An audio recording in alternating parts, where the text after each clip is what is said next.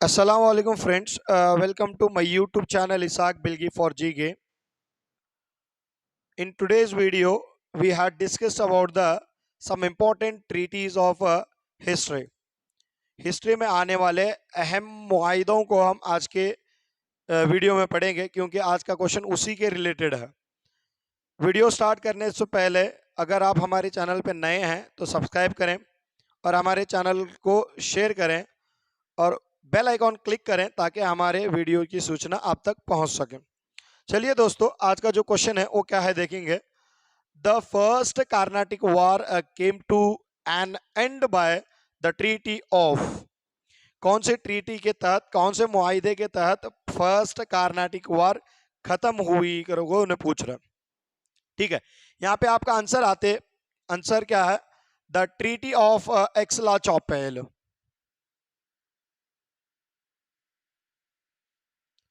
Treaty of Aix la Chapelle. तो ऐसा ही क्यों, वो कौन से ईयर में हुई, क्या क्या हुए, उनके हिस्ट्री को देखेंगे।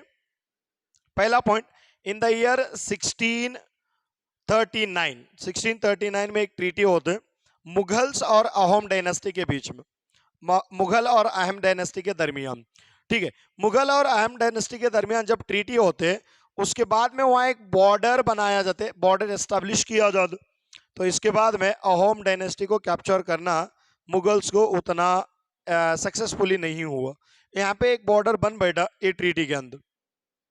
हिंदुस्तान की हिस्ट्री में बहुत सारे ट्रीटीज ऐसे हैं जो ज़्यादा इम्पैक्ट करते अगले वाले ट्रीटी को, ऐसे वाले ट्रीटीज हैं। तो एंशियंट इंडिया की हिस्ट्री में हमें ट्रीटीज उतना नहीं देखते और कर्नाटका की हिस्ट्री में भी हमें उतने ट्रीटीज नहीं देखते। जितने इंपॉर्टेंट ट्रीटीज हैं मैं वो आज के वीडियो में मैं क्या उसे कंप्लीट करूंगा। वीडियो को एंड तक देखिए।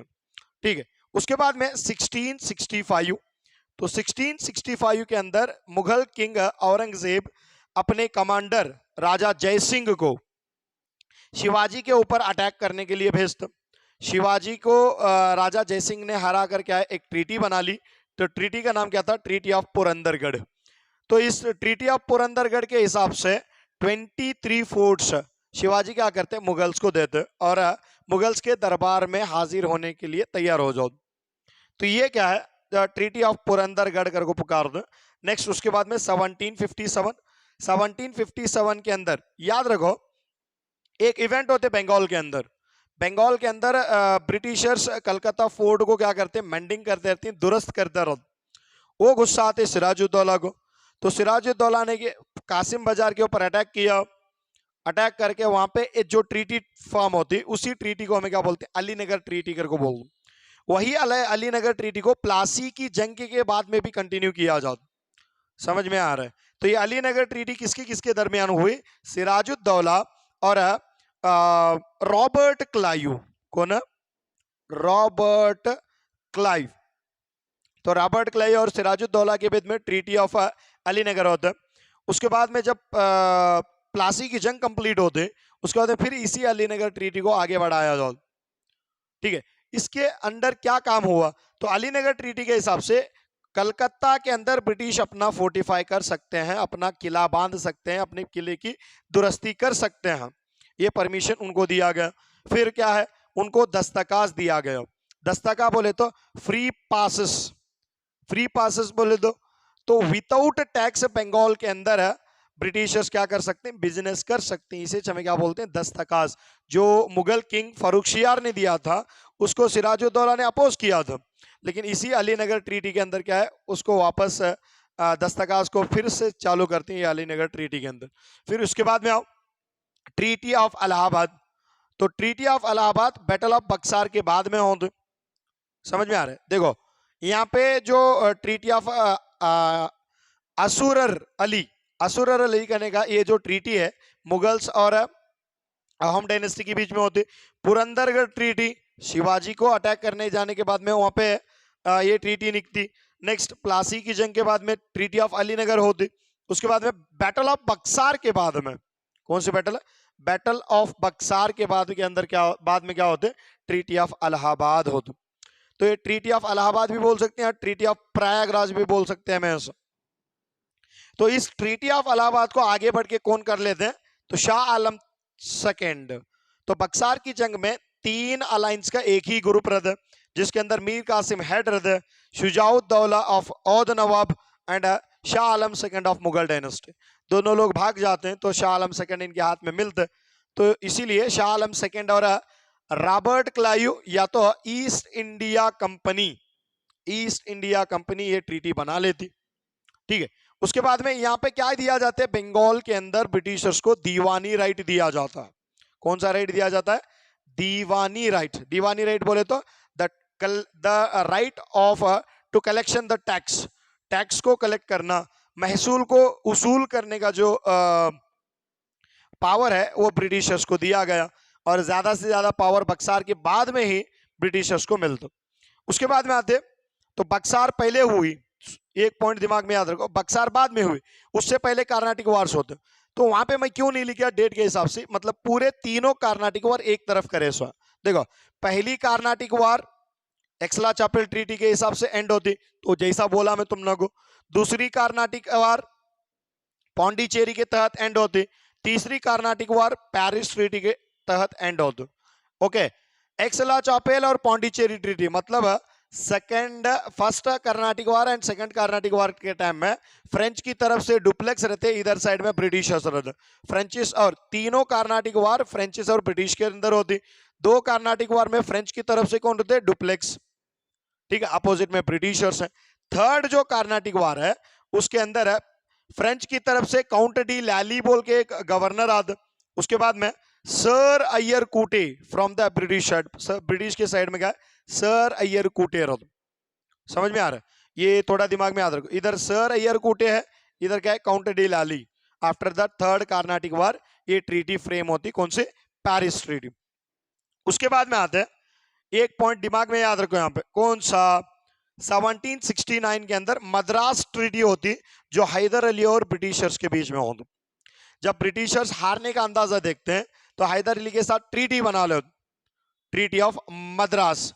तो इस ट्रीटी ऑफ मद्रास के तहत इनके जो भी कैदियों को कैद कर लिया गया है उसको छोड़ना था, और अगली बार अगर हैदर अली के ऊपर कोई भी अटैक करेगा तो ब्रिटिश हेल्प करेंगे, ब्रिटिश के ऊपर कोई हेल्प करेगा तो हैदर अली, ब्रिटिश के ऊपर कोई अटैक करेगा तो हैदर अली हेल्प करेगा। ये यहाँ पे तय होता है, कौन सा? मद्रास ट्रीटी के अंदर।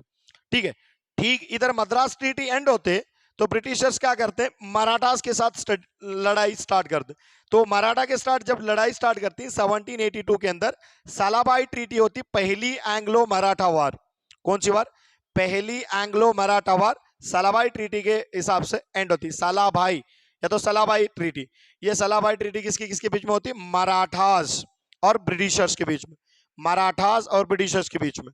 ठीक उसी टाइम में इधर just first Anglo Maratha and होते, तो उसी टाइम में, ठीक उसी टाइम में क्या ब्रिटिशर्स हैदर अली के साथ दूसरी एंग्लो मैसूर जंग लड़ते रहते।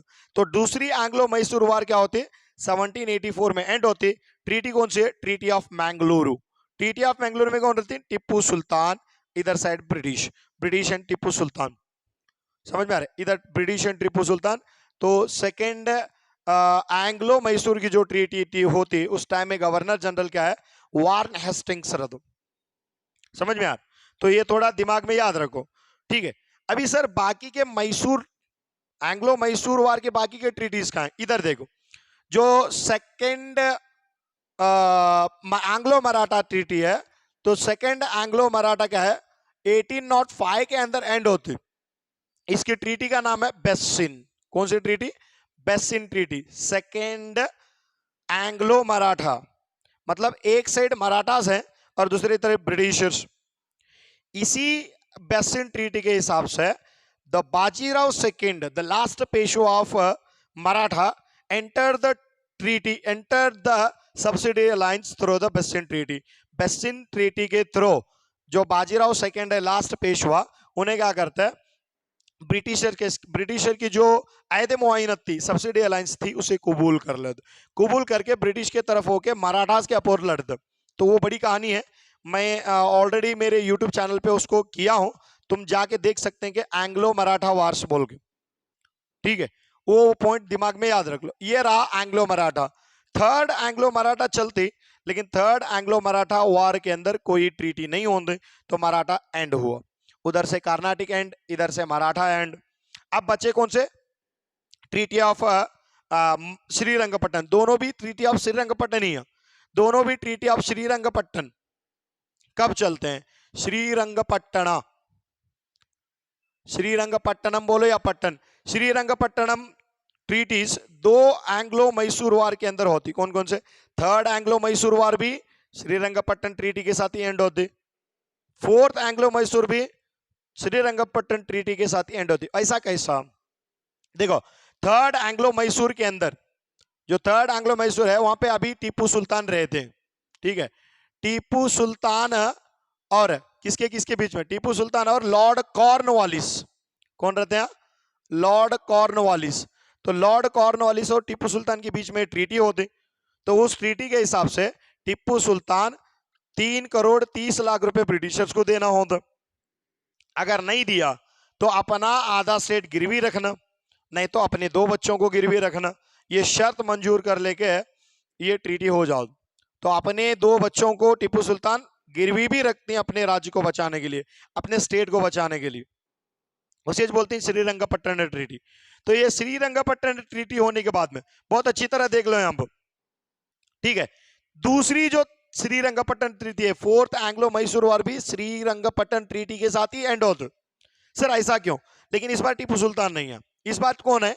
एक तरफ वडेयर्स हैं, Wodeyars of Mysore, warriors of Mysore, और दूसरी तरफ ब्रिटिश। ब्रिटिश की तरफ से कौन थे? Lord Wellesley. कौन थे? Lord Wellesley. ये नाम याद रखो, लॉर्ड वेलेस्ली, ब्रिटिश की तरफ से। तो ट्रीटी क्या कर लेते हैं सर? तो ये ट्रीटी होती है, देखो वो भी डेट भी याद रखो। थर्ड जो एंग्लो मैसूर वार है, थर्ड एंग्लो मैसूर वार की ट्रीटी 1792 के अंदर होती, और फोर्थ एंग्लो मैसूर वार की ट्रीटी 1799 टीपू सुल्तान की डेथ के बाद में 1799 के अंदर Srirangapatna treaty fourth Anglo Mysore war के बाद में होती। तो वहां पे कौन रहते? तो वडियर्स रहते हैं। वडियर्स को क्यों इतना सपोर्ट किया जाता है ब्रिटिशर की तरफ से? क्योंकि वो अहद मुआयनत कबूल करना चाहते रहते हैं, वो सब्सिडी अलायंस कबूल करना चाहते रहते हैं अगर उनका साम्राज्य वापस उनको दिए हैं तो इसीलिए तो मैं वडियर्स डायनेस्टी के ऊपर भी वीडियो किया हूं। मेरे इसी चैनल पे वो भी वीडियोस हैं, तुम वहां पे भी जाकर देख सकते हो, ठीक है। ये वाला कॉन्सेप्ट यहाँ पे है। अब बचे कौन से? Anglo Maratha treaties, sorry Anglo Sikh. तो एंग्लो सिख ट्रीटीज के अंदर 3 ट्रीटीज आते हैं। कौन कौन से? याद रख लो। पहली फ्रेंडली ट्रीटी। कौन सी treaty? Friendly, friendly treaty of Amritsar. Amritsar की फ्रेंडली ट्रीटी बोलते हैं हमेशा। ये 1809 के अंदर होते। कब होते? 1809। ये कोई जंग के बाद में नहीं होती दोस्तों, ये दोस्ती बढ़ाने के लिए है। कौन दोस्ती बढ़ाते? पंजाब का जो किंग था, सिख का बेहतरीन जो किंग था, राजा रंजीत सिंह, एंड सामने बाजू कौन थे? ब्रिटिशर्स। ब्रिटिश और राजा रंजीत सिंह के बीच में ट्रीटी होती। क्या ट्रीटी होती? तुम हमारे ऊपर अटैक नको करो, हम तुम्हारे ऊपर अटैक नहीं करेंगे। तो ऐसा फ्रेंडली ट्रीटी इनके बीच में हो जाओ, ठीक है।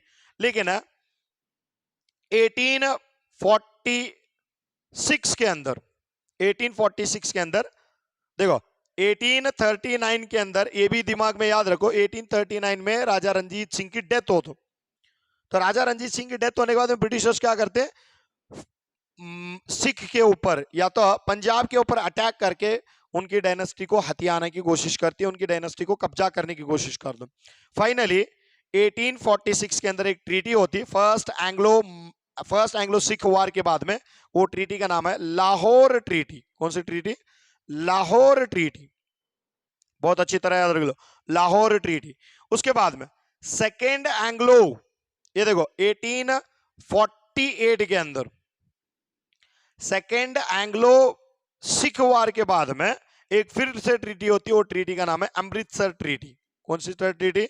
अमृतसर ट्रीटी, ठीक है। मैं फिर से रिवीजन करता हूं पूरे ट्रीटीज को, अच्छी तरह से ध्यान याद रखो, पूरे ट्रीटीज बहुत इंपॉर्टेंट है। देखो, एक है 1639 के अंदर अहोम डायनेस्टी और मुगल डायनेस्टी के बीच में ट्रीटी होती, ऐसा नॉट। वहां पे बॉर्डर फिक्स किया जाते, तुम इधर ना वो हम उधर नहीं आना। तो ये बॉर्डर वाला। उसके बाद में पुरंदरगढ़ ट्रीटी 1665 के अंदर, जो शिवाजी और राजा जय सिंह के बीच में होती। शिवाजी और राजा जय सिंह बोलो या शिवाजी या औरंगजेब, क्योंकि राजा जय Singh was the commander of Aurangzeb के कमांडर रहते। ठीक है, उसके बाद में 1665 के बाद में सीधा आती ट्रीटी ऑफ अलीनगर। 1775 के अंदर ट्रीटी ऑफ अलीनगर होती, ऐसा नोट, सिराजुद्दौला और रॉबर्ट क्लाइव के दरमियान होती। ठीक है, कंडीशंस ऑलरेडी बताए से। उसके बाद में ट्रीटी ऑफ इलाहाबाद, तो ये बैटल ऑफ बक्सार के बाद में होते, शाह आलम सेकंड और रॉबर्ट क्लाइव के बीच में होते, शाह आलम सेकंड और ईस्ट इंडिया कंपनी के बीच में होते, उनके दरमियान होते। नेक्स्ट ले लो, उसके बाद में एक्सला-चापल ट्रीटी है, जो फर्स्ट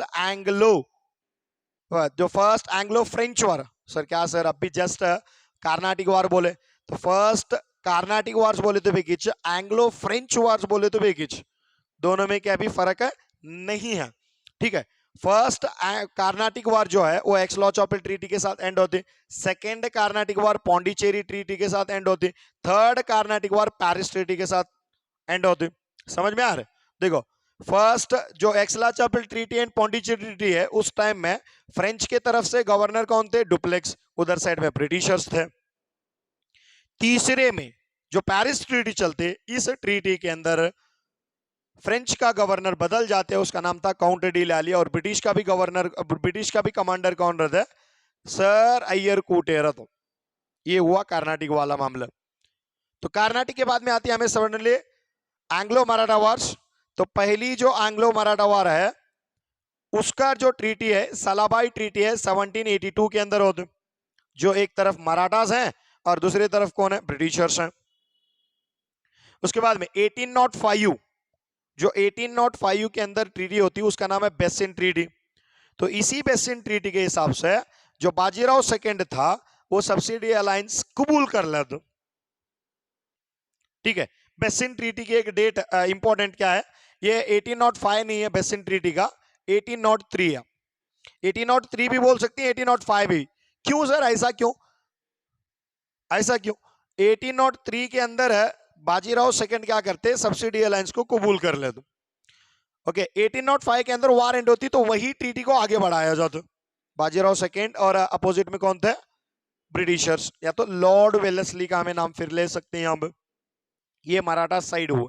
उसके बाद में एंग्लो मैसूर के अंदर पहला जो एंग्लो मैसूर वार है, वो मद्रास ट्रीटी के साथ होते, हैदर अली और ब्रिटिश के बीच में। जो सेकेंड एंग्लो मैसूर वार है, वो क्या है? मंगलूर ट्रीटी के साथ एंड होते, टीपू सुल्तान और ब्रिटिश के बीच में। हैदर अली कहां गया? तो 1782 के अंदर हैदर अली की डेथ होती, 1782 के अंदर 84 के अंदर ट्रीटी हो रही। समझ में आ रहा है? 1784 के अंदर ट्रीटी हो रहा है, तो इस ट्रीटी में Tipu Sultan, Mangalore treaty, second Anglo Mysore war, तो टीपू सुल्तान और ब्रिटिशर्स एक तरफ है, ब्रिटिशर एक तरफ, टीपू सुल्तान एक तरफ है। उसके बाद में थर्ड एंग्लो मैसूर वार जो है, वो श्रीरंगपट्टन ट्रीटी के साथ एंड होते, वो भी कौन है? Lord Cornwallis and Tipu Sultan के बीच में, इनके दरमियान होते। तो उनके दरमियान होती तो कंडीशंस ऑलरेडी बोले सो है। उसके बाद फोर्थ एंग्लो मैसूर वार भी श्रीरंगपट्टन ट्रीटी के साथ ही एंड होते, लेकिन इस बार पार्टी चेंज है। कौन है? इधर लॉर्ड वेलेस्ली है, उधर साइड में वडियर डायनेस्टी है। ये हुआ। अब एंग्लो सिख वार, तो एंग्लो सिख में 3 ट्रीटीज देखे, कौन सा? एक फ्रेंडली ट्रीटी है, और दूसरा लाहौर ट्रीटी है, और तीसरा अमृतसर ट्रीटी है। फ्रेंडली ट्रीटी 1809 में होती है, राजा रंजीत सिंह एंड ब्रिटिशर्स के दरमियान। उसके बाद में लाहौर ट्रीटी होती है 1846 के अंदर, और अमृतसर ट्रीटी होती है 1848 के अंदर। ठीक है, हाँ, ये भी बहुत अमेजिंग इंटरेस्टिंग कॉन्सेप्ट है। जो Anglo Lahore treaty and Amritsar treaty है, उस टाइम में गवर्नर जनरल कौन रहते हैं? लॉर्ड डलहौजी रहते। समझ में आ रहा है? हाँ, सिख एंड ब्रिटिश भी याद रख सकते हैं तुम, लेकिन पहला वाला सिख एंड ब्रिटिश कहने से भी राजा रंजीत सिंह एंड ब्रिटिशर्स का नाम ले सकते हैं 1809 के अंदर। क्लियर है? अगर क्लियर है तो एक लाइक रहे, और आपका कमेंट हमारे लिए बहुत मायने रखता। उम्मीद है हमारा वीडियो पसंद आया होगा। फिर मिलेंगे एक नई वीडियो में, तब तक के लिए अल्लाह हाफिज।